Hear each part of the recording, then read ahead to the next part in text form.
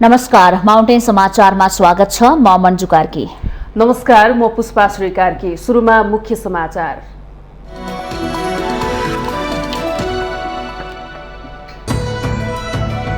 सत्तारूढ गठबन्धन निर्वाचन नगर्न संविधान र कानूनको छिद्र खोज्दै चुनावी तयारी तीव्र पार्नुपर्ने बेला सरकार निर्वाचन धकेल्ने प्रयासमा, नेपालको राजनीति अनिश्चयको भङ्गालोमा।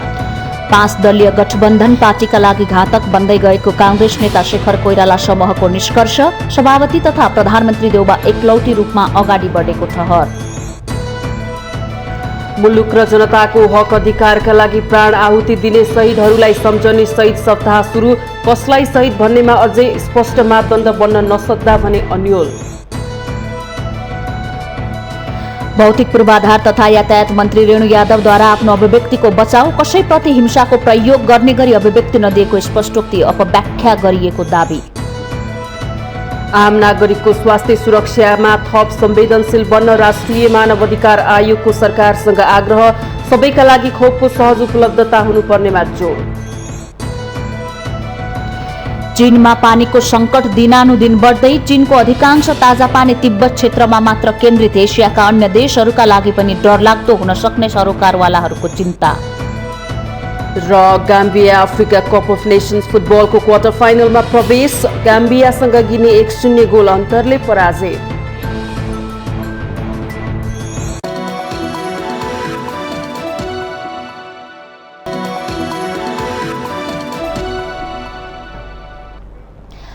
अब समाचार विस्तारमा। आउँदो वैशाख महिनाभित्र स्थानीय तहको निर्वाचन नगरे देशभरका स्थानीय तहहरू जनप्रतिनिधि विहीन बन्नेछन्। समयमै निर्वाचन गर्न निर्वाचन आयोगले सरकारलाई दबाव पनि दिइरहेको छ। तर कानूनी जटिलता र ऐनको गाठो फुकाएर चुनावी तयारी तीव्र पार्नुपर्ने सरकार भने कसरी हुन्छ निर्वाचन धकेल्ने बहाना खोजिरहँदा राजनीति जन अनिश्चयमा प्रवेश गर्ने देखिएको छ। संविधानको धारा 225 मा गाउँ र नगर सभाको कार्यकाल 5 वर्ष हुने र कार्यकाल समाप्त भएको 6 महिनाभित्र निर्वाचन गर्नुपर्ने भनिएको छ। यही पछिल्लो वाक्यांश र ऐनको दफा 3 बाँझिएको भन्दै दलहरू ऐन संशोधन गरेर स्थानीय तहको निर्वाचन धकेल्न खोजिरहेका छन्। ऐनको दफा 3 मा भने पदाधिकारीहरूको कार्यकाल सकिनु 2 महिना अघि नै निर्वाचन गर्नुपर्ने व्यवस्था छ। 5 वर्ष पुगेको दिन कार्यभार सम्हाल्न नयाँ पदाधिकारीहरू आइसक्नुपर्छ। त्यसका लागि सरकारले समय अवधि भन्दा 2 महिना अघिदेखि नै तयारी गर्नुपर्ने हुन्छ। यसैलाई मध्यनजर गरेर निर्वाचन आयोगले कम्तीमा 120 दिन चाहिने भन्दै वैशाखमा स्थानीय तहको चुनाव गर्न माघ पहिलो साता मिति घोषणा गर्न सरकारलाई आग्रह गरे तापनि सरकारले त्यसलाई कुनै महत्त्व दिएन। जिल्लामा 2/3 नजिकको बहुमत हुँदै पनि यदि सरकारलाई आवश्यक पर्यो भने नयाँ कानुन बनाएर पनि उसले राष्ट्रलाई निकास दिन सक्थ्यो, पार्लियामेन्टलाई निकास दिन सक्थ्यो। त्यो बेलाको अवस्थामा, अहिलेको अवस्था त्यो होइन। त्यो बेलामा चाहिँ अरू दलहरूलाई पेल्ने हिसाबले चुनावमा जान खोजेको हो। र अहिलेको कुरा गर्नुहुन्छ भने चाहिँ जानपर्ने बेला आएर छ भने उहाँहरूकै सहमतिको आधारमा मात्रै जान सक्ने परिस्थिति छ। सबैको सहमति त्यही भइरह्यो भने काङ्ग्रेसले नकार्न सक्ने अवस्था छैन। सङ्घ, प्रदेश र स्थानीय तहको निर्वाचन हरेक 5-5 वर्षमा हुनुपर्छ भनेर संविधानमा स्पष्ट लेखिएको छ। अर्थात् हरेक तहका जनप्रतिनिधि 5 वर्ष पदमा बस्न पाउँछन्। तर सत्ता गठबन्धनका घटकहरू कहिले संविधान अनुसार समयमै हुन्छ भन्दै आएका छन् भने कहिले पहिले संसदीय चुनावको कुरा गर्ने र कहिले 3वटै तहको एकैपटक गर्ने भन्नुले आगामी चुनाव कसरी र कुन तहको पहिला होला भन्ने प्रश्न उठेको छ। सत्ता पक्षको रवैयाप्रति सशङ्कित प्रमुख प्रतिपक्ष एमाले भने स्थानीय चुनाव सार्ने विषय कुनै हालतमा मान्य नहुने चेतावनी दिएको छ। यो अदालतले परमादेशले खडा गरेको गठबन्धन सरकार निर्वाचनलाई जसरी पनि टार्ने र कुनै पनि हालतमा निर्वाचन नगर्ने जुन खेलमा लागेको छ त्यो खेदजनक छ, भत्सना योग्य छ, विरोध गर्न लायक छ। र यसले हाम्रो देशको संविधानको बर्खिलाप मात्रै गरेको छैन, प्रचलित कानुनको विरुद्धमा काम गरेको छ र लोकतन्त्रका विपक्षमा उभिएको छ। यसलाई हामी 3 करोड नेपाली जनताको तर्फबाट नेकपा एमाले यसलाई अगुवाई गर्छ र यसको कडा रूपमा हामी न्यायिक क्षेत्रमा, प्रशासनिक क्षेत्रमा हामी चाहिँ जनमतको बलमा यसको प्रतिवाद तत्कालीन प्रधानमन्त्री केपी शर्मा ओली संविधान विपरीत गएको भन्दै आलोचना गर्ने काङ्ग्रेस, माओवादी, एकीकृत समाजवादी, जनता समाजवादी पार्टी र जनमोर्चाको गठबन्धन सत्ताको नेतृत्वमा पुगेपछि भने ओलीकै गल्ती दोहोर्याउने बाटोमा लागेको देखिन्छ।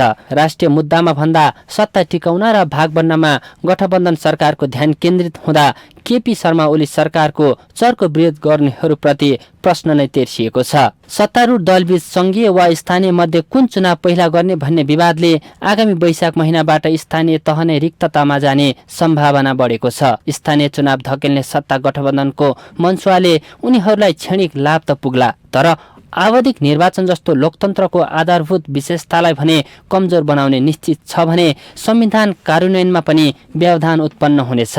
माउन्टेन टेलिभिजन एचडीका लागि बटुक राजगिरीको रिपोर्ट। नेपाली कांग्रेसको शेखर कोइराला समूहका नेताहरूले 5 दलीय गठबन्धन पार्टीका लागि घातक बन्दै गएको निष्कर्ष निकालेका छन्। सभापति एवं प्रधानमन्त्री शेरबहादुर देउवाले स्थानीय तह निर्वाचनबारे पार्टीभित्र कुनै छलफल नगरेको र पार्टीमा एकलौटी शासन थालेको भन्दै असन्तुष्टि जनाएका हुन्। नेता शेखर कोइरालाले आफू निकट नेताहरूसँग गरेको छलफलमा सहभागी नेताहरूले सत्ता गठबन्धनलाई आगामी निर्वाचनसम्म कायम राख्न नहुने निष्कर्ष निकालेको छ। छलफलमा नेता कोइरालाले राष्ट्रिय निर्वाचन सम्मुखमा भए पनि त्यसबारे पार्टीको केन्द्रीय समितिमा छलफल नै नगरी प्रधानमन्त्रीले निर्णय प्रक्रिया अघि बढाउनु विडम्बनापूर्ण भएको बताउनु भएको थियो। कोइराला पक्षले सभापति देउवा केही सीमित मानिसको साथ लिएर पार्टीभित्र सामान्य छलफल पनि नगरी स्थानीय तहको चुनाव र राष्ट्रिय मुद्दाहरूको विषयमा गठबन्धन भित्रै रुमलिएको भन्दै यसबारे उहाँलाई ध्यानाकर्षण गराउने निर्णय गरेको छ। कोइराला समूहले तीनै तहको निर्वाचनमा पार्टीको गठबन्धनको भारी बोक्न नहुने निर्णय समेत गरेको छ। छलफलमा महामन्त्री गगन थापा, नेताहरू चन्द्र भण्डारी, मिनेन्द्र रिजाल, अर्जुन नरसिंह केसी लगायतका नेताहरूको सहभागिता थियो।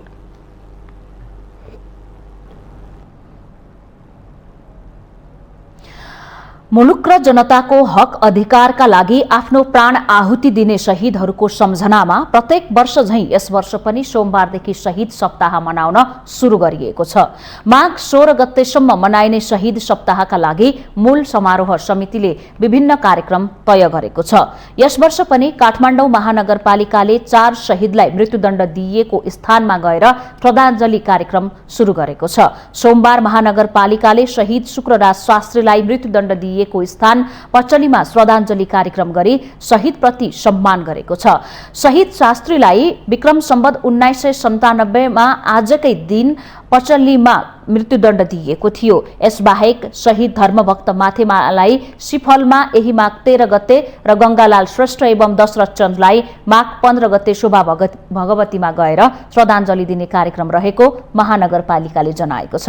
राणा शासनको विरोध गर्दै जनतालाई प्रजातन्त्रका पक्षमा एकजुट एवं शिक्षित गरेको आरोपमा विक्रम सम्वत 1997 मा उहाँहरूलाई तत्कालीन शासक पक्षले मृत्युदण्ड दिएको थियो। माघ 16 गते शहीद दिवसका दिन विभिन्न कार्यक्रमको आयोजना गरी मुलुक र जनताका लागि भएका विभिन्न अधिकारका आन्दोलनमा आफूलाई समर्पित गर्ने सम्पूर्ण शहीदहरूको सम्झना गरिन्छ। समितिले माघ 16 गते रत्नपार्क स्थित शान्ति बाटिकाबाट प्रभात फेरी सुरु गरी लैनचौर स्थित शहीद स्मारकमा गएर कार्यक्रम गर्ने जनाएको छ। मुलुक र जनताको हक अधिकारका आन्दोलनमा शहादत प्राप्त गरेका मध्ये कसलाई शहीद भन्नेमा अझै स्पष्ट मापदण्ड बन्न सकेको छैन। नेपालका पहिलो शहीद लखन थापालाई मानिन्छ। त्यसयता सरकारले विक्रम सम्वत 1997 मा प्रजातन्त्रका लागि प्राण आहुति दिने 4 महान शहीद शास्त्री, माथेमा, श्रेष्ठ र चन्दलाई शहीद घोषणा गरी विभिन्न कार्यक्रम मार्फत प्रत्येक वर्ष सम्झिने गरेको छ।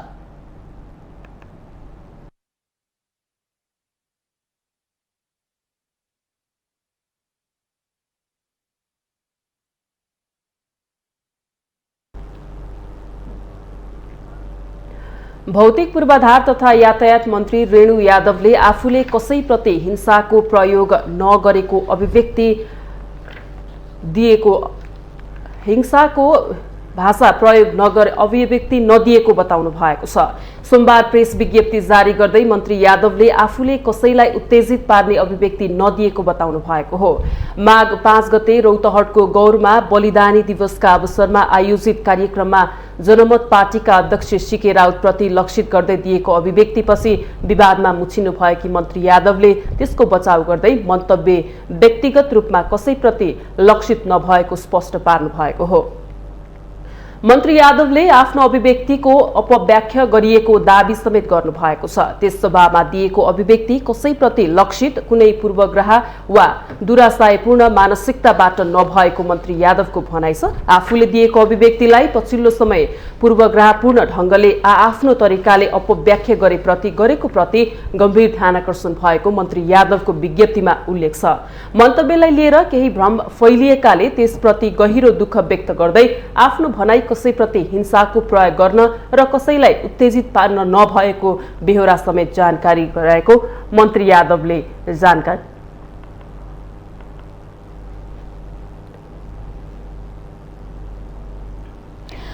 राष्ट्रिय मानवाधिकार आयोगले आम नागरिकको स्वास्थ्य सुरक्षामा थप संवेदनशील बन्न सरकारसँग आग्रह गरेको छ। कोरोनाको नयाँ भेरिएन्ट ओमिक्रोनको संक्रमण तीव्र गतिमा फैलिरहेको सन्दर्भमा आयोगले सोमबार महामारी नियन्त्रणका लागि सरकारबाट भइरहेका प्रयास र तयारीबारे सरकारी अधिकारीहरूसँग जानकारी लिँदै थप संवेदनशील बन्न आग्रह गरेको हो। छलफलका क्रममा आयोगका अध्यक्ष तप बहादुर मगरले सबै नागरिकहरूका लागि खोपको सहज उपलब्धता हुनुपर्ने, बिना खोप कार्ड सार्वजनिक स्थलमा प्रवेश गर्न नपाइने व्यवस्थाले सर्वसाधारणको मानव अधिकारको उपभोगमा पर्ने असर, सिटामोल लगायतका औषधिको अभाव, सवारी साधनमा जोर बिजोर प्रणाली लागू गर्दा भीड़ झनै बढ्न सक्ने अवस्था र सीमा क्षेत्रमा आवत जावतको व्यवस्थापन लगायतका विषयमा थप ध्यान पुर्याउन सरकारको ध्यानाकर्षण गराउनुभयो। तेस्रो लहर नियन्त्रणका लागि सरकारको योजना, अस्पतालहरूको क्षमता, बाल बालिकालाई दिइने खोपमा पहुँच, औषधिको कृत्रिम अभाव हुन नदिन गरिनुपर्ने अनुगमन तथा कानूनी कारबाहीमा ध्यान दिनुपर्ने विषयमा छलफल भएको थियो। आयोगले अनुगमन व्यवस्था, स्वास्थ्यकर्मी, सुरक्षाकर्मी लगायतका अग्रपंक्तिमा खटिने कर्मचारीहरूको मनोबल उच्च राख्न उनीहरूले पाउनुपर्ने सेवा सुविधाको उपलब्धताका विषयमा छलफल गरेको बताइएको छ। आयोगले गरेको छलफलमा आयोगका पदाधिकारी, स्वास्थ्य मन्त्रालयका सचिव डाक्टर रोशन पोखरेल सहित गृह र स्वास्थ्य मन्त्रालयका अधिकारीहरूको सहभागिता रहेको थियो।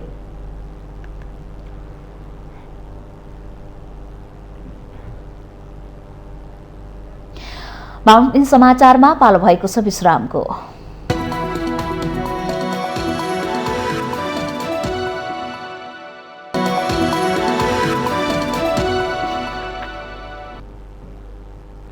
विश्रामपछि स्वागत छ। अब बाँकी समाचार।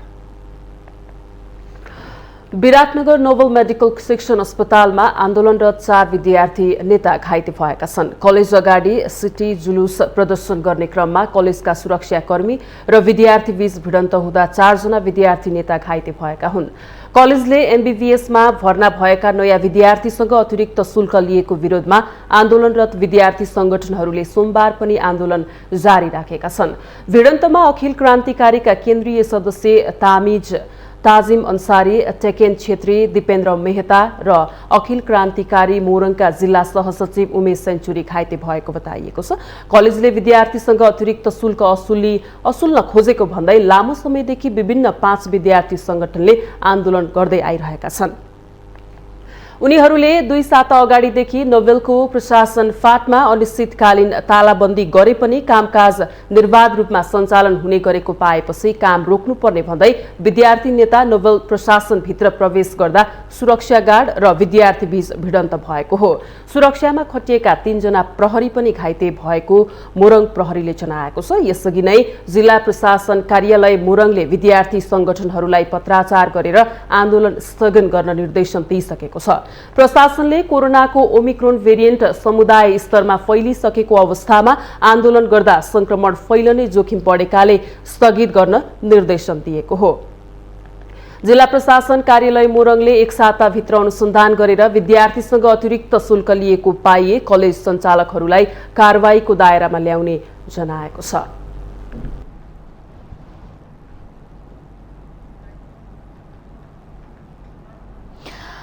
पछिल्लो 24 घण्टामा 10,319 जनामा कोरोना संक्रमण पुष्टि भएको छ। स्वास्थ्य तथा जनसङ्ख्या मन्त्रालयका अनुसार देशभर 21,201 नमुना परीक्षण गरिएको थियो, जसमध्ये 16,654 नमुनाको PCR टेस्ट गर्दा 8,054 र 4,547 नमुनाको एन्टिजेन टेस्ट गर्दा 2,265 जनामा संक्रमण पुष्टि भएको हो। यस्तै पछिल्लो 24 घण्टामा कोरोना संक्रमणबाट 4 जनाको मृत्यु भएको छ भने 2,540 जना संक्रमण मुक्त भएका छन्। हाल देशभर 82,550 संक्रमित रहेका छन्। नेपालमा कोरोना संक्रमितको कुल संख्या 10,33,626 पुगेको छ।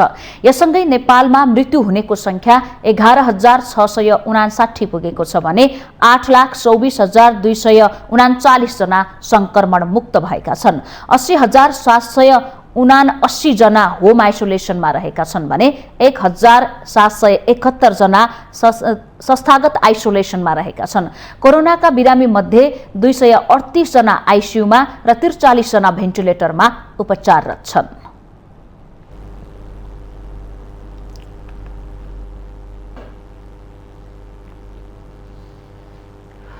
मानव स्वास्थ्यसँग प्रत्यक्ष जोडिएको अस्पताल र चिकित्सकहरूको काम कर्तव्यबारे अचेल संवेदनशील प्रश्न उठ्ने गरेका छन्। अस्पताल र डाक्टरहरूले बिरामीबाट उपचारका नाममा पैसा मात्रै असुल्न खोज्ने अनि बिरामी निको नभएको अवस्थामा वा कुनै अप्रिय अवस्था उत्पन्न भएमा बिरामीका आफन्तले उपचारमा लापरवाही भएको भन्दै तोडफोड र भौतिक आक्रमणमा उत्रने प्रवृत्ति बढेर गएको छ। चिकित्सक र अस्पतालहरूलाई बिचौलियाको माध्यमबाट अस्पतालमा बिरामी ल्याएर कमाउ धन्दामा लागेको आरोप समेत लाग्ने गर्दछ। आर्थिक विषमताका कारण नेपालमा अस्पताल उपलब्ध भए पनि त्यहाँ सबैको पहुँच नभएको प्रश्न छ। महँगो स्वास्थ्य सेवा र असमान आर्थिक हैसियतका कारण समाजको ठूलो हिस्सा रोग पालेर बस्न बाध्य छ। त्यो भन्दा पनि शोचनीय विषय त चिकित्सकले उपचारमा गर्ने लापरवाही र हेलचेक्राई सेवाग्राहीले त्यसपछि गर्ने तोडफोड बनेको छ। आफ्नो हैसियतले भ्याउने अस्पतालमै जाउँ त भने पनि आफूलाई लागेको रोगको उचित निदान हुने र सही उपचार पाइनेमा ढुक्क हुन नसक्दा अस्पताल धाउनु भन्दा कालै कुर्नु ठिक हो भन्ने अवस्था बिरामी र तिनका आफन्तमा उत्पन्न भएको छ। अस्पतालमा बारम्बार घटिरहने यस्ता घटनाको जिम्मेवार को त? स्वास्थ्य संस्थाहरू त्यसरी बन्द हडताल गर्न नपाउने सेवाभित्र पर्छ स्वास्थ्य सेवा। त्यस्तोमा हामीले सेवा प्रवाह नै बन्द गर्नुपर्ने अथवा त्यसलाई सेवालाई केही कम गरेर अनि हामीले बन्द हडताल गरेरै त्यो आवाज सुनाउनु पर्ने हुँदैन। त्यस्तो गर्नु चाहिँ गलत हो। हामीसँग धेरै अरू उपायहरू हुन्छन्। मानिसहरूसँग बसेर अधिकारीहरूसँग बसेर छलफल गरेर आफ्ना कुराहरू सुनाउने बुझाउने काम हामीले गर्न सक्छौँ। त्यसो त उपचारका नाममा कमाउ धन्दामा लागेको आरोप अस्पतालहरूले खेप्दै आएका छन्। देशका दूरदराजबाट राम्रो उपचार पाइएला भन्ने आशमा राजधानी शहर धाउने अधिकांश बिरामी अनि तिनका आफन्तहरूले चिकित्सकहरूले उपचारमा लापरवाही गर्ने गरेको आरोप लगाउँछन्। चिकित्सकको लापरवाही भयो भन्दै अस्पताल तोडफोड अनि चिकित्सकमाथि नै भौतिक आक्रमण हुनाले नेपालको स्वास्थ्य क्षेत्रको संवेदनशीलतालाई प्रश्ट्याउँछ। के मानव स्वास्थ्यसँग प्रत्यक्ष जोडिएका संस्थामा हुने यस्ता अप्रिय घटनाका दोषी चिकित्सक मात्रै हुन् त? चिकित्सक र स्वास्थ्यकर्मी र बिरामी बीचको चाहिँ तपाईँको काउन्सिलिङ जुन परामर्श हामी भन्छौँ, परामर्शको ठुलो खाडल मैले देखेको छु। हेर्नुहोस्, एउटा व्यक्ति आयो, उसले त्यो डक्टर को चिनेको पनि छैन। त्यो डक्टरले बिरामी को हुन् के हुन् राम्रोसँग त्यो परामर्शको समय पनि पाएन। फेरि तपाईँको इलाज सम्बन्धी तपाईँको आचार संहिता छ अनि ती व्यक्तिले अस्पताललाई तोडफोड गर्न हुने कि नहुने भन्ने कुरा जुन चाहिँ कानुन जुन बनेको छ स्वास्थ्य कर्मी तथा स्वास्थ्य संस्थाको सुरक्षा ऐन, त्यो ऐन चाहिँ एकदम फितलो। स्वास्थ्य क्षेत्रमा हुने यस्ता खालका कार्यलाई कसैले सही भन्दैन। उपचार गर्न स्वास्थ्य संस्थामा जाने सर्वसाधारणदेखि उपचारमा संलग्न चिकित्सकहरू सबैले आफ्नो कर्तव्य बुझ्न जरुरी छ। स्वास्थ्य क्षेत्रमा हुने विकृति विसंगतिलाई निराकरण गर्न स्वास्थ्य संस्थासँग जोडिएका तालुक निकायले यस्ता गतिविधिलाई नजरअन्दाज नगरी समस्याको जडसम्म पुगेर समाधान खोज्न आवश्यक छ। माउन्टेन टेलिभिजन एचडी का लागि बिन्दु अधिकारीको रिपोर्ट। इपिडियोमोलोजी तथा रोग नियन्त्रण महाशाखाले कोरोना भाइरसको ओमिक्रोन भेरिएन्टले नयाँ भेरिएन्ट बनाउने जोखिम रहेकोले निरन्तर सावधानी अपनाउन आग्रह गरेको छ। इपिडियोमोलोजी तथा रोग नियन्त्रण महाशाखाका प्रमुख कृष्ण प्रसाद पौडेलले ओमिक्रोन भाइरस जति धेरै फैलिन्छ उति नै नयाँ भेरिएन्ट बढ्ने जोखिम बन्दै निरन्तर सावधानी अपनाउन आग्रह गर्नुभएको हो। ओमिक्रोनबाट उत्परिवर्तन भएर आउन सक्ने भेरिएन्ट अझै घातक र जटिल प्रकृतिको पनि हुन सक्ने उहाँको भनाइ छ। डाक्टर पौडेलले भाइरसमा छिटो छिटो परिवर्तन अथवा आनुवांशिक परिवर्तन हुने भएकोले ओमिक्रोन कमजोर भयो र डेल्टा भेरिएन्टलाई विस्थापित गर्यो भनेर ढुक्क हुन नसकिने स्पष्ट पार्नुभयो। विश्वव्यापी अध्ययनबाट कोरोना महामारी यतिमै सीमित रहने तथ्य स्पष्ट भइ नसकेको उहाँको भनाइ छ। अर्को भेरिएन्ट यो भन्दा कडा आएमा मात्र ओमिक्रोन विस्थापित हुने उहाँको तर्क छ। कडा हुन सक्छ अथवा यो भन्दा कमजोर हुन सक्छ। ठीक छ, कमजोर हुँदै गयो भने त हामीले सोचे जस्तै भयो, तर अहिलेकै अवस्थामा कसैले पनि ग्यारेन्टी साथ यो पछि आउने भेरिएन्ट यो भन्दा कमजोर नै आउँछ भन्ने ग्यारेन्टी दिन सक्ने अवस्था छैन।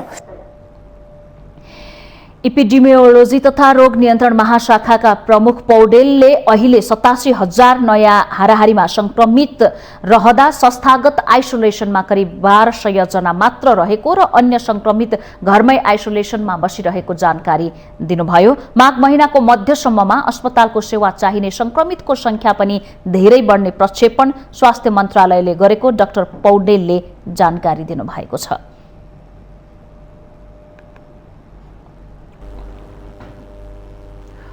मुलुक आर्थिक सङ्कटतिर उन्मुख भइरहेका बेला व्यापार घाटा चुलिँदै गएको तथ्याङ्क सार्वजनिक भएको छ। भन्सार विभागले चालू आर्थिक वर्षको 6 महिनाको वैदेशिक व्यापार आयात तथा निर्यातको अवस्था सार्वजनिक गर्दै मुलुक चरम व्यापार घाटामा गएको जानकारी गराएको हो। भन्सार विभागको तथ्याङ्क अनुसार चालू आर्थिक वर्षको पहिलो 6 महिनामा व्यापार घाटा 46.64% बढेको छ। नेपालको वैदेशिक व्यापार घाटा भएर 8 खर्ब 80 अर्ब 49 करोड 17 लाख पुगेको छ। गत वर्षको सोही अवधिमा व्यापार घाटा 6 खर्ब 44 करोड 61 लाख थियो। भन्सार विभागको तथ्याङ्क अनुसार चालू आर्थिक वर्षको 6 महिनामा मुलुकको वैदेशिक व्यापार 54.86% वृद्धि भएर 11 खर्ब 18 अर्ब 19 करोड 36 लाख पुगेको छ।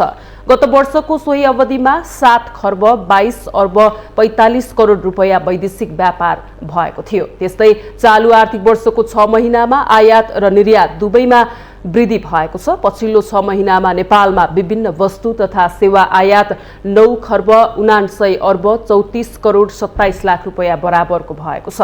गत आर्थिक वर्षको सोही अवधिमा यस्तो आयात 6 खर्ब 61 अर्ब 24 करोड 53 लाखको आयात भएको थियो।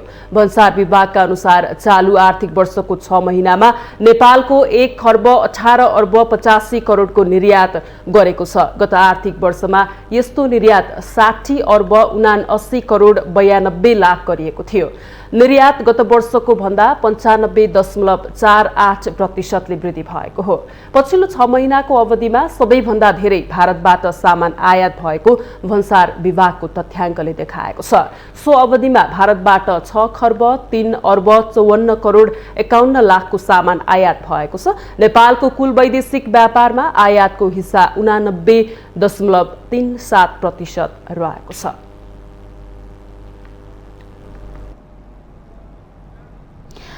नेपाल भारत सीमा क्षेत्रमा विवाद रहँदै आएको छ। विभिन्न स्थानमा सीमा मिचिएको बारे सधैँ तनावको स्थिति पनि छ।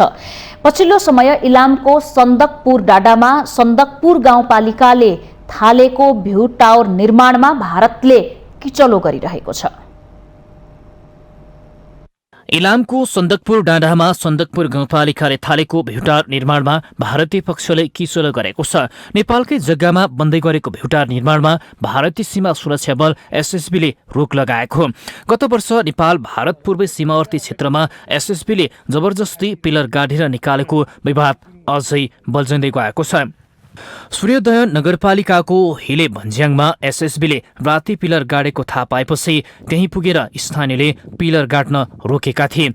त्यस क्षेत्रको जौबारीमा रेड पाण्डा नेटवर्कले 350 रोपनी जग्गा किनेर रेड पाण्डाको आहार संरक्षण गर्ने काम गरिरहेको छ। त्यो ठाउँ पनि आफ्नै हो भनेर भारतीय पक्षले हस्तक्षेप गर्ने गरेको छ। एसएसबीले घरिघरि सिमानामा समस्या बल्झाइरहने गरेको छ। केही समय अघिदेखि सीमामा समस्या नभए जस्तै गरे पनि सानोतिनो समस्या अहिले पनि देखिरहने गरेको छ। जस्तो चाहिँ नेपालका सीमा खास गरेर भारतसँग जोडिएका सीमा स्थलहरू पटक पटक भारतद्वारा मिचिने गरिएको छ। यसको 2-3वटा कारक तत्त्व जस्तो देखिन्छ। पहिलो चाहिँ हाम्रो देशको राजनीतिक नेतृत्व राष्ट्रियताप्रति सबै राजनीतिक दलहरू एकमुष्ट ढङ्गले वफादार हुन सक्दैनन्। राजनीतिक नेतृत्वमा पुग्नका लागि भारतको गुलामी गर्ने र त्यो गुलामीका लागि नेपालका सीमाहरूलाई सम्झौता गरिदिने एउटा समस्या छ भने, अर्को चाहिँ सीमा स्थलमा हाम्रो जसरी खुल्ला सिमाना छ त्यसका कारणले पनि समस्या भइरहेको छ भने म ठुल्दाई र नेपाल चाहिँ सानो भाइ भन्ने जस्तो भारतको राज्य संयन्त्र, यहाँको प्रहरी प्रशासन, सीमा सुरक्षा बलले जुन खालको हरकत देखाउँछ त्यसको प्रतिकार गर्नका लागि स्थानीय जनता, नेपालको समग्र राज्य संयन्त्र नलागेको कारणले पनि यो समस्या हो। पटक पटक सिमानामा भएको विवादले स्थानीय समस्यामा पर्न थालेका छन्। पशुपतिनगरको फाटकमा भारतीय तर्फबाट 10 गजा क्षेत्रमा गुम्बा बनाइएको छ। गुम्बा बन्न थालेपछि नेपालको तर्फबाट पटक पटक पहल गरे पनि संरचना बनाएर छाड्यो। त्यहाँ केन्द्रबाटै नापीटोली गएर नाप्दा पनि त्यो स्थान 10 गजा भित्रै देखियो, तर पनि संरचना बनाउन भने रोकिएन। त्यो एउटा खोल्सामा थियो, पल्लो खोल्सामा, अनि त्यो खोल्सादेखि ओरको पल्लो डाँडामा चाहिँ थियो त्यो काँडे तार। अनि अहिले आएर हेर्दाखेरि त्यो खोल्सामा उम्रिएको खानेपानीको मुहान चाहिँ इन्डियाको गैरीबासमा अस्ति त्यो एसएसपी क्याम्पले खाइरहेको छ। र यस्तै 26मा नेपाली भूभाग नै भारतपट्टि पारिएको छ। आधिकारिक र औपचारिक रूपमा त्यो भाग कता पर्छ भन्ने अहिलेसम्म टुङ्गो लगाइएको छैन। त्यहाँका बासिन्दाको नेपाली नागरिकता र नेपाली जग्गा धनी पूर्जा छ, तर एसएसबीले बेला बेला हतियार बोकेर नेपाली भागमा पस्ने र 10 गजा क्षेत्रभित्र संरचना बनाउने कार्य रोकेको छैन। जग्गा नापी गरेरै जग्गा उपलब्ध गराएको छ। उनीहरूको जमिन चाहिँ यो चाहिँ आफ्नो भोगाधिकारभित्रको जमिनहरू छ। यही म बस्दै गरेकै भूमि पनि जमुनाको भट्टराई, जमुनाको थेबे, खामदाग लगायतको परिवारको नाममा यो रजिस्टर भएको जग्गा हो। र यो जग्गाहरूमा व्यक्तिगत संरचनाहरू निर्माण गर्दाखेरि हुने अवरोध, राष्ट्रिय सरकारी स्तरबाट बन्ने संरचनाहरूमा हुने अवरोध हुने गर्छ। यो अवरोध नहोस् भन्ने हाम्रो धेरै अगाडिदेखिको माग हो। इलामको 52 किलोमिटर सीमा भारतसँग जोडिएको छ। इलाम जिल्लाको भागमा पर्ने भारतीय सिमानामा जम्मा 146 वटा सीमा स्तम्भहरू छन्। ती मध्ये मुख्य स्तम्भ 17 वटा र सहायक स्तम्भ 83 र सानो स्तम्भ 46 वटा भने पनि हाल मुख्य 16, सहायक 70 र सानो 21 वटा मात्र रहेका छन्। एक अध्ययनले पूर्वको मानेभन्ज्याङदेखि माउन्टेन समाचारमा पुनः पालो भएको छ विश्रामको।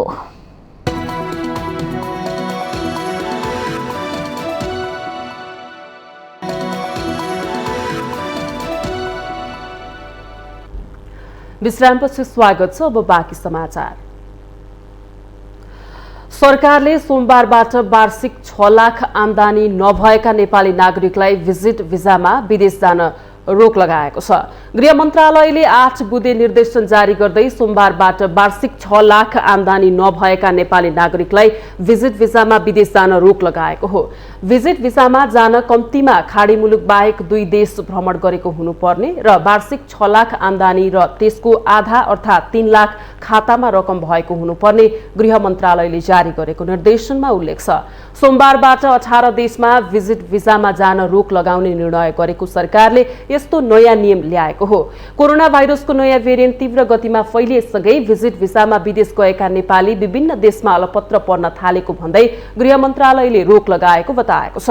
पछिल्लो समय भिजिट भिसामा विदेश गएका नेपालीहरू काम गरी बस्ने गरेको कारणले भिजिट भिसामा रोक लगाएको मन्त्रालयको भनाइ छ। मन्त्रालयका अनुसार बिरामीको कुरुवा वा रेखदेखका लागि जाने 3 पुस्ताभित्रका परिवारका सदस्यलाई पनि भिजिटमा जान दिने भएको छ, तर त्यसका लागि पनि नेपाली दूतावासको सिफारिस पत्र परराष्ट्र मन्त्रालयलाई प्राप्त भएपछि मात्रै जान पाइनेछ। गत शुक्रबार गृहले ओमिक्रोनको कारण देखाउँदै पूर्ण रूपमा भिजिट भिसामा अनिश्चितकालीन रोक लगाएको थियो।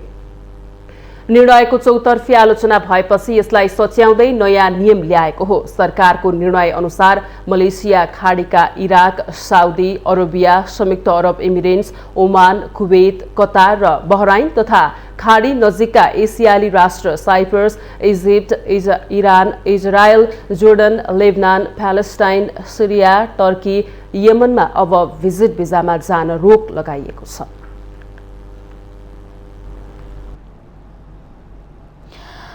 पूर्व पश्चिम राजमार्ग अन्तर्गत कञ्चनपुरको गड्डा चौकीदेखि कैलालीको चिसापानीसम्म राजमार्ग स्तरोन्नतिको काम शुरू भएको छ। सडक डिभिजन कार्यालय महेन्द्रनगरले गड्डा चौकीदेखि चिसापानीसम्म राजमार्ग मर्मत तथा स्तरोन्नति गर्ने कार्य शुरू गरेको हो। कार्यालयले हाल ठेक्का प्रक्रिया अघि बढाएर स्तर उन्नति शुरू गरेको जनाएको छ। कार्यालयका अनुसार सडक क्षेत्रमा भएका खाल्टाखुल्टी पुर्ने, सडक भाँसिएको ठाउँमा मर्मत गर्ने, साँघुरो सडक चौडा पारेर स्तर उन्नति गरिनेछ। सडक डिभिजनको मार्फत पर्छ चिसापानीदेखि गड्डा चौकी खण्डको लागि 10 करोड रुपियाँ बजेट विनियोजन भएको अवस्था छ। अलिकति जनघनत्व बढी हुने, ट्राफिकको फ्लो अलिक बढी हुने र यो ट्राफिक फ्लोलाई मध्यनजर गरेर र कतिपय ठाउँहरूमा चाहिँ रोड साँघुरो भएर रोड एक्सिडेन्ट के अरे ट्राफिक एक्सिडेन्ट हुन सक्ने सम्भावना जोखिमयुक्त स्थानहरूको पहिचान गरेर ती ठाउँहरूमा सडकलाई चाहिँ फराकिलो बनाउने डेडिकेटेड 2 लेन विथ पेभ्ड सोल्जरको कन्सेप्टबाट अहिले चाहिँ हामीले विभिन्न ठाउँहरूमा 4वटा यो आर्थिक वर्षमा हामीले 4वटा जति ठेका लगाएर काम भइरहेको छ। गड्डा चौकीबाट अगाडि बजार हुँदै अतरियातर्फको राजमार्ग क्षेत्रको भाग गत वर्ष नै चौडा पारिसकेकोले महेन्द्रनगरको बस पार्क क्षेत्रमा आवत जावत गर्न निकै सहज भएको छ। डिभिजन कार्यालयले राजमार्ग पुनर्स्थापना तथा स्तरोन्नति कार्यक्रम अन्तर्गत यस वर्ष 10 करोड बजेट पाएको छ।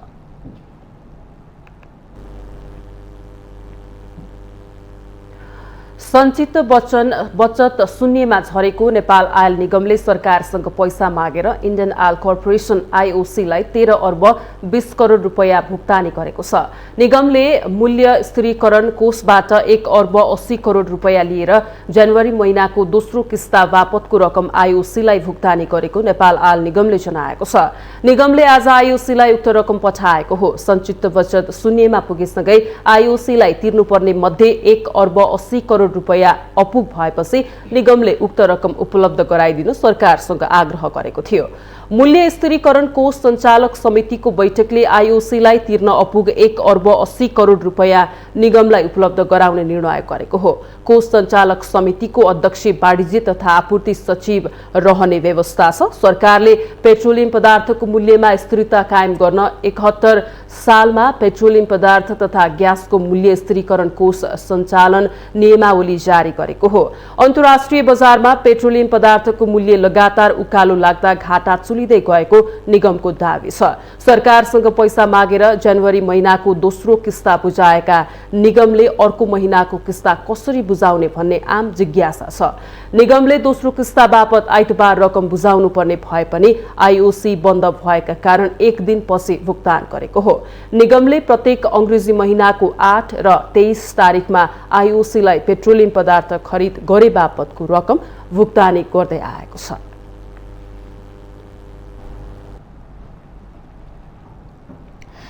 महानगरीय ट्राफिक प्रहरी महाशाखाले फरक क्षमता भएका व्यक्तिहरूलाई सार्वजनिक सवारी साधनमा सहज पहुँच र सुविधाको व्यवस्था गरेको छ। महानगरीय ट्राफिक प्रहरी महाशाखाका प्रमुख वरिष्ठ उपरीक्षक उमेश राज जोशीको निर्देशन अनुसार फरक क्षमता भएका व्यक्तिहरूलाई सार्वजनिक सवारी साधनहरूमा चढ्ने र ओह्राल्नको लागि पुरानो बस पार्कमा ठाउँको व्यवस्था गरेको छ। यो व्यवस्था आजदेखि सुरु गरिएको महाशाखाले जनाएको छ। पुरानो बसपाक फरक क्षमता भएका व्यक्तिहरूलाई मात्र चढाउने र ओह्राल्ने ठाउँ लेखिएको बोर्ड पनि राखिएको छ। फरक क्षमता भएकाहरूको जीवन सहज बनाउन अझै यस्ता सवारी र अपाङ्गता मैत्री व्यवस्था थप्दै जाने एसएसपी जोशीले बताउनु भएको छ। ट्राफिक महाशाखाले सार्वजनिक सवारी साधनका चालक, सहचालक तथा यात्रुवर्गहरूलाई तोकिएको स्थानबाट मात्रै पिक एन्ड ड्रप गर्न पनि अनुरोध गरेको छ।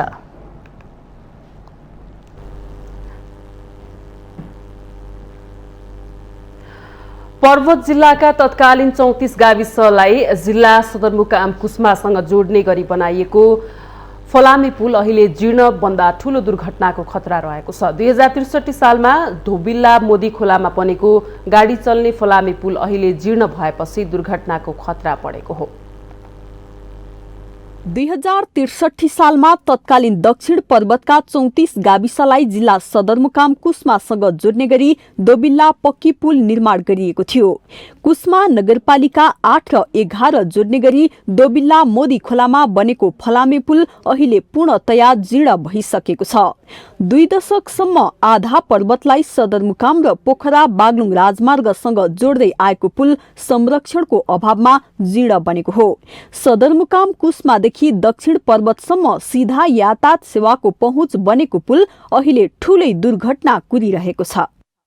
जोखिम कुनै छ? हजुर, यो पुल पर्वतदेखि स्याङ्जा बुटोल सबै जोडिने शाखै हो, हाइवे भन्दा हुन्छ। त्यहाँभन्दा पहिला टिप्पर पनि फसिएको यहाँ जानकारी पाइएको हो। ठुलो सानो गाडीलाई त समस्या छैन, अब यसो छलेर हिँड्न सकिन्छ। ठुलो गाडी टिप्परहरू आउँदाखेरि अलिक जोखिम पुरै छ। पुलको लम्बाई 200 मिटर रहेको छ।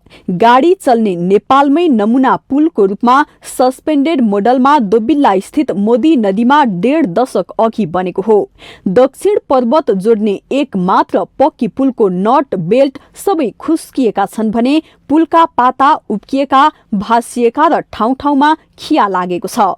बेलैमा पुल मर्मत सम्भारका लागि सम्बन्धित निकायले चासो नदेखाउने हो भने ठूलो दुर्घटना हुने स्थानीयको त्रास छ।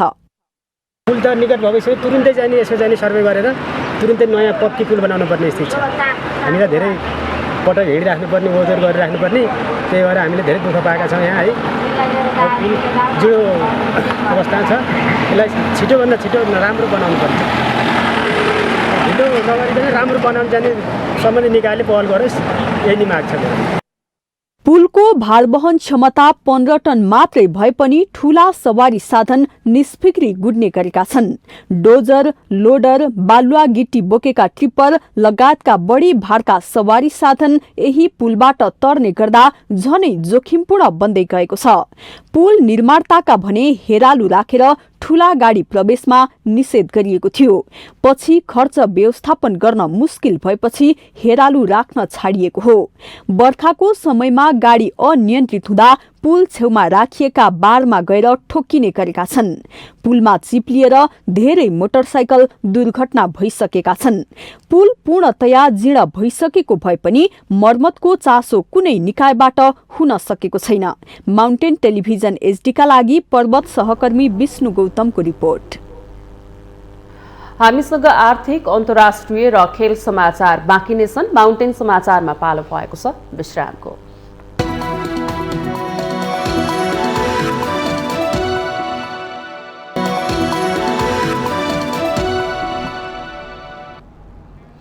विश्रामपछि स्वागत छ। अब आर्थिक समाचार।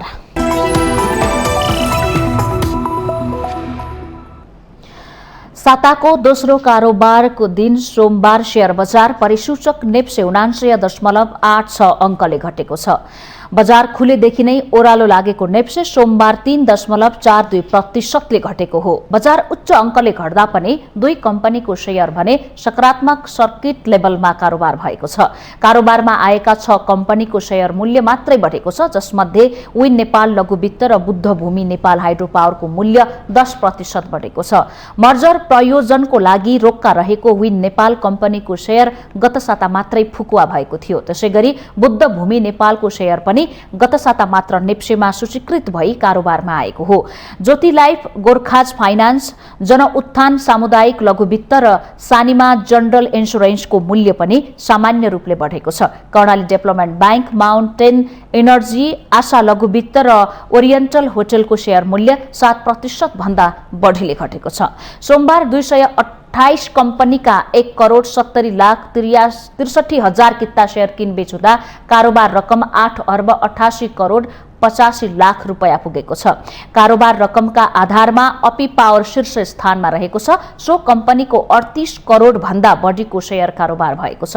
त्यसैगरी एनआईसी एसिया बैंकको 36 करोड र अरुण भ्याली हाइड्रो पावरको 30 करोड बढीको शेयर कारोबार भएको छ। सोमबार 13 वटै उपसमूहको परिसूचक घटेको छ, जसमध्ये वित्त, विकास बैंक र जलविद्युत उपसमूहको परिसूचक 4% भन्दा बढीले घटेको छ भने व्यापार, होटल तथा पर्यटन, निर्जीवन बीमा, उत्पादन तथा प्रशोधन, अन्य लघुवित्त, जीवन बीमा र लगानी उपसमूहको परिसूचक 3% भन्दा बढीले घटेको छ।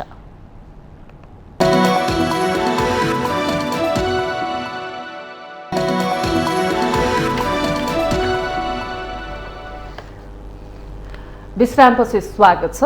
हामी माउन्टेन समाचारको अन्त्यमा आइपुगेका छौं। जाँदा जाँदै मुख्य समाचार पुनः एकपटक।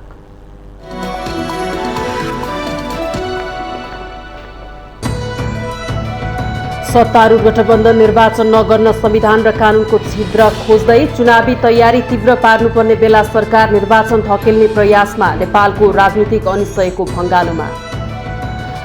5 दलीय गठबन्धन पार्टीका लागि घातक बन्दै गएको कांग्रेस नेता शेखर कोइराला समूहको निष्कर्ष, सभापति तथा प्रधानमन्त्री देउबा एकलौटी रूपमा अगाडि बढेको ठहर। मुलुक र जनताको हक अधिकारका लागि प्राण आहुति दिने शहीदहरूलाई सम्झने सप्ताह सुरु, कसलाई शहीद भन्नेमा अझै स्पष्ट मापदण्ड बन्न नसक्दा भने अन्यल।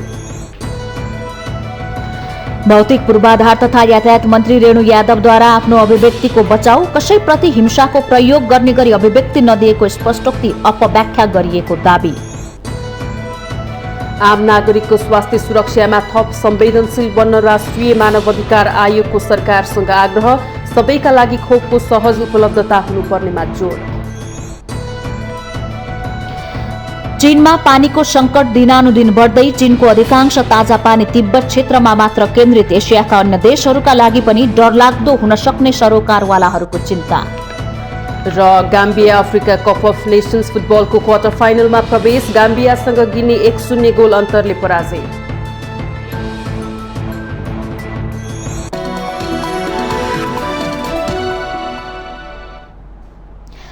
माउन्टेन समाचार अहिलेलाई सकियो। सत्य, तथ्य र निष्पक्ष समाचारका लागि माउन्टेन टेलिभिजन हेर्दै गर्नुहोला। नमस्कार।